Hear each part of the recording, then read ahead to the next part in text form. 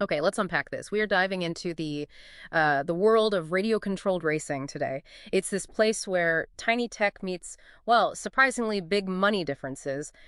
Our mission really is to figure out this paradox, why you've got legalized, regulated sports betting in drone racing, that high-tech end, but basically nothing in traditional RC car racing. What we're seeing is a betting market that's, well, it's barely started, and it's really unevenly spread out. Yeah, it's fascinating. The Drone Racing League, the DRL, they're pretty much the only ones in this whole RC space who've figured out how to do formal legal betting. The key for them, aggressive commercialization.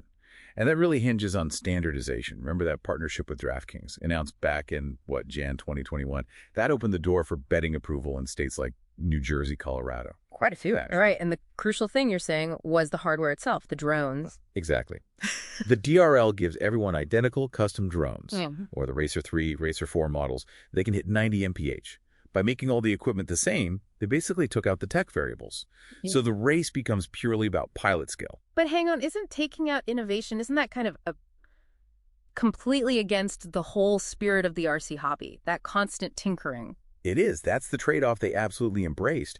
By getting rid of those tech differences, the DRL could get betting approved because, well, making odds becomes reliable, predictable even. Now, contrast that with traditional RC car racing.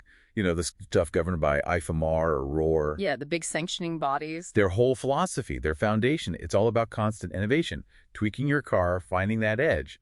But all that technical diversity, it just introduces way too many variables. It makes it, frankly, impossible for big bookmakers to set decent, fair betting lines. It's just too chaotic from their perspective. Okay, so if it's too complex, too many variables for the big legal betting companies, the outside money stays out. So where does the money actually go in RC cars? Oh, it moves internally. It flows into high-stakes, kind of unregulated RC drag racing. That's where you see these participant-funded prize pools. It's basically de facto wagering. De facto wagering. So the racers are putting up the cash themselves? Precisely. Think about the King of the Streets. No prep drag race. That had a winner-take-all prize, I think was over $18,000, funded entirely by $100 entry fees from nearly 200 racers. Wow. Okay, so each racer had, what, less than 0.5% chance of winning that 18K? Something like that, yeah. 0.4% chance. Tiny odds. And you hear about other events like the Super Chip RC drag race, talking about $25,000 purses. The dynamic is really simple. The competitors are the bettors. It creates this lucrative self-contained system. No need for outside bookies at all. So the money's there, flowing informally between racers, but obviously not structured enough for something like, say, a fantasy league. And here's where it gets really interesting, Ray. If the cash is clearly moving around, why isn't there a proper RC car fantasy league? Right. The fundamental wall you hit is what we could call a data drought.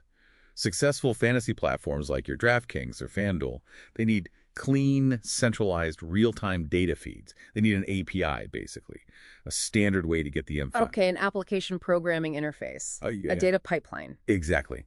But in RC car racing, the results are, well, they're scattered everywhere. You might find them on some local track's timing system printout, maybe posted days later in some online forum thread. There's just no global API pulling it all together. So if you're an enthusiast and you really want a fantasy league, you're stuck using maybe those customizable platforms, like Fantasizer, and you have to do all the work yourself. Yeah, you'd have to manually scrape results, type them in. It's a huge amount of effort. And it's worse than just effort. You're chasing down results that often can't even be easily verified by someone else. That completely kills any commercial potential right there. And the root cause goes back to the governance, IFR and ROAR. I think so. If you look at their rule books, they're detailed on tech specs, battery voltage limits, minimum weights, all that. But they are completely silent on things like wagering or commercial media rights or setting up data streams.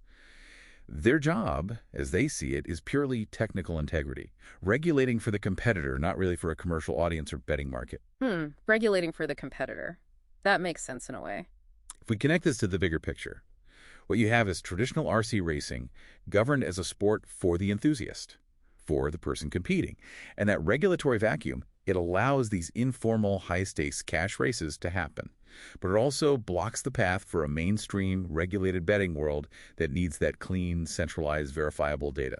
Okay, so the final takeaway here for you, the listener, is kind of stark. The only likely way you'll see large-scale, regulated betting or fantasy leagues for RC cars is if some new player, a disruptive company maybe, comes along and operates completely outside that traditional IFMIRROR structure. Exactly. They'd have to build it differently from the ground up. Hmm. Prioritize standardizing the gear, maybe like the DRL did, and focus heavily on capturing and monetizing the data. It's a fundamental shift from the hobby's current philosophy.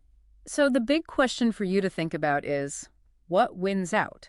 Will it be the grassroots culture, the high-stitch cash races and constant tinkering, or will the structure, the data demands, and maybe the lure of bigger commercial money eventually reshape RC car racing? Something to mull over.